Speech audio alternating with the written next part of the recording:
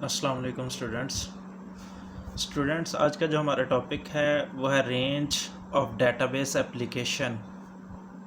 इसको हम range of database approach का नाम भी दे सकते हैं। तो इसके अंदर अगर रेंज ऑफ डेटाबेस एप्लीकेशन की हम बात करें तो डेटाबेस अप्रोच जो होती है या डेटाबेस रेंज जो होती है, डेटाबेस एप्लीकेशन की जो फॉर्म्स होती है ना, वो single user to multi user database की तरफ होती है। दोबारा बता दूं कि एक डेटाबेस एप्लीकेशन जो होती है, इसकी जो फॉर्म होती हैं वो single user to multi user database होती है। दे आर, वो कौन कौन सी हैं? इसके अंदर पहले नंबर पे जो है वो है personal database approach. Personal database approach भी बोल सकते हैं इसे हम, और पर्सनल डेटाबेस एप्लीकेशन के नेम से भी हम इसे जान सकते हैं। ये जो पर्सनल डेटाबेस अप्रोच है, ये इस तरह से डिज़ाइन की जाती है कि जो सपोर्ट करती है, जिसके अंदर हम स्टोर करवा सकते हैं, जिसको हम मेंटेन कर सकते हैं पर्सनल इन्फॉर्मेशन को जस्ट, और इसके अलावा हम एक्सेस कर सकते हैं सिर्फ ओनली वन यूज़र का डाटा। इन जनरल इसके अंदर स्टोर करवाया जा सकता है पर्सनल डेटाबेस को पर्सनल कंप्यूटर्स के अंदर या लैपटॉप के अंदर या सेलुलर फ़ोन के अंदर।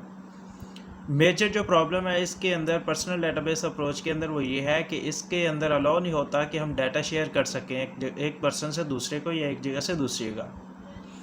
पर्सनल डेटाबेस जो है वर्किंग किस तरह से करती है, स्टैंड अलोन मोड के बिहाव पे जो है ये काम कर रही होती है। अगर मैं सिंपल आपको एग्जांपल दूं तो जैसे ये मेडिकल रैप वाले या कुछ और जो होते हैं एडवर्टाइजमेंट करने वाले या सेल्समैन होते हैं, वो क्या करते हैं, सेल्समैन के लिए उन्होंने विज़िट करने होते, डिफरेंट मार्केट्स को विज़िट करना होता है, जिसके अंदर उन्होंने क्या रखा होता है, एक पर्सनल अपने पास लैपटॉप रखा होता है जिसके अंदर उन्होंने डाटा रखा होता है, किस जगह पे जो ऑर्डर है डिलीवर करना है, किस जगह पे उन्होंने जो इनकम है वो डिटेक्ट करनी है, किस जगह से उन्होंने कैश रिसीव करना है। तो ये सारी की सारी इन्फॉर्मेशन उन्होंने अपने पास रखी होती है सिंगल यूज़र के लिए।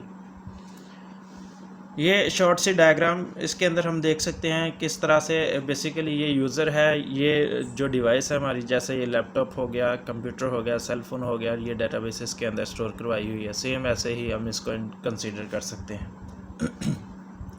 सेकेंड नंबर पे जो है वो है वर्क ग्रुप डेटाबेस अप्रोच।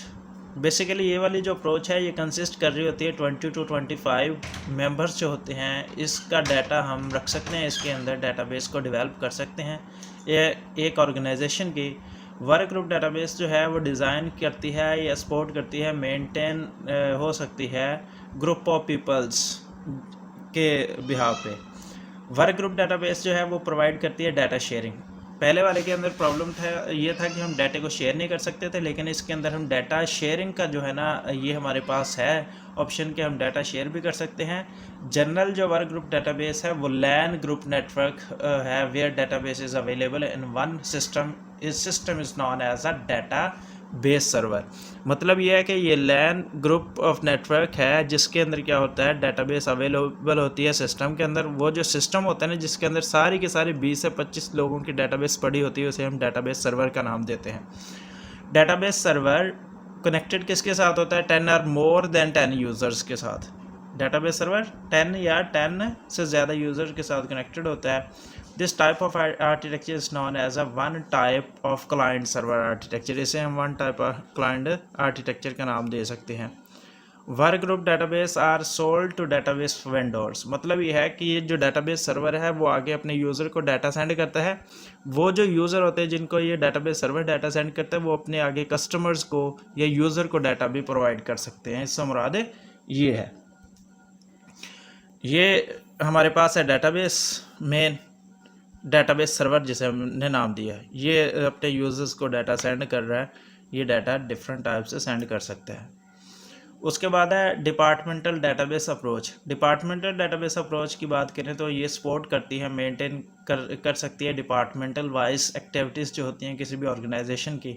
मतलब एक ऑर्गेनाइजेशन के अंदर जितने भी डिपार्टमेंट हैं उनकी डेटाबेस को मेंटेन करना और उनकी एक्टिविटीज़ को मेंटेन करने के लिए डिज़ाइन की जाती है। ये जो कंसिस्ट होती है डिपार्टमेंटल इंफॉर्मेशन के ऊपर, जिसके अंदर डिफरेंट किस्म के प्रोसीजर्स होते हैं, ये फंक्शंस होते हैं।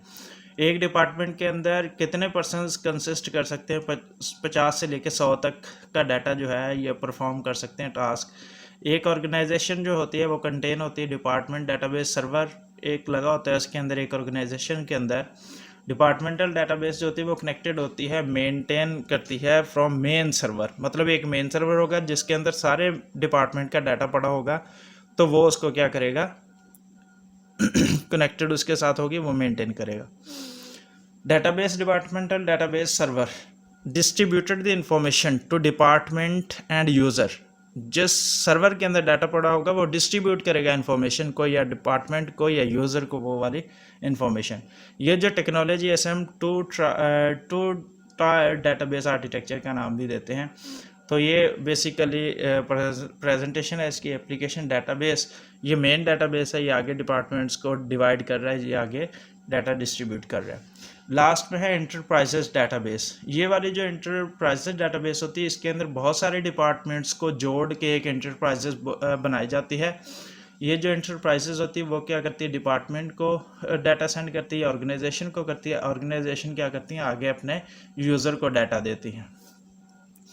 तो ये not only control in the organisational database but also making decision to support the database. ये सिर्फ ऑर्गेनाइजेशन को कंट्रोल नहीं करती होती बल्कि ये डिसीजन मेकिंग भी करती है, सपोर्ट भी करती है डेटाबेस को। इसके अंदर सारी की सारी जो एक्टिविटीज़ होती हैं ऑर्गेनाइजेशन के अंदर वो सारी की सारी परफॉर्म होती हैं।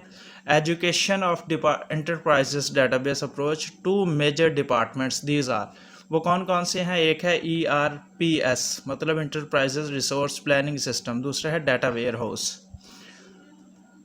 ये शॉर्ट से मैंने इंट्रोडक्शन दिया हुआ है कि ERPS क्या होता है, मटेरियल रिक्वायरमेंट प्लानिंग सिस्टम होता है, और यहाँ पे आपने ये देख लेना है कि वेयर हाउस क्या होता है। ये सारी की सारी इन्फॉर्मेशन इसके अंदर गिवन है। ये बेसिकली बताया हुआ है कि किस तरह से हमने इसे डिज़ाइन करना है एक सिस्टम को, इंटरप्राइजेस जो है। Thank you so much for watching this video. Allah Hafiz.